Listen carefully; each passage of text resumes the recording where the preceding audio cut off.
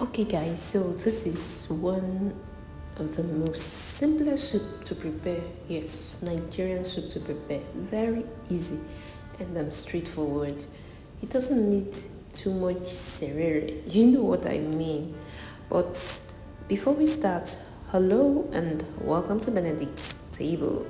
So we're making okra soup today, and we're gonna be frying. Yes, using that frying method. So we'll first start by sauteing an onion and peppers. You saute it for some time, and as soon as you notice that it has been well fried, you throw in your proteins. So here I'm using goat meat, I'm using shaki, I'm using pomo. If you're Nigerian, you should understand what the names I just mentioned. So you fry this a little bit, and then you go in with your water, go in with your seasoning cube or seasoning powder and some salt. You season this to taste. Yes, then allow to boil for some time.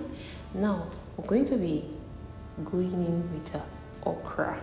Yes, so because I like my okra soup very slimy, I just decided to just chop this okra and pour in. But if you want it very slimy, you can take out a little portion, grind it or pound it or blend it, and that way you have it more slimy than this. But I'm cool with this. So as soon as the okra goes in, you stir. You also taste for the seasoning to be sure that it is not bland. Adding a little more water, yes, because it was so thick here. Add a little more, and please do not overcook this okra because you don't want it overcooked. We want everything fresh. We still want it crunchy, and now the most important thing, you see that crayfish, be generous with it. Don't be stingy with your crayfish.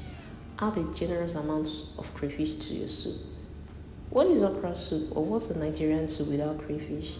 You know what I mean?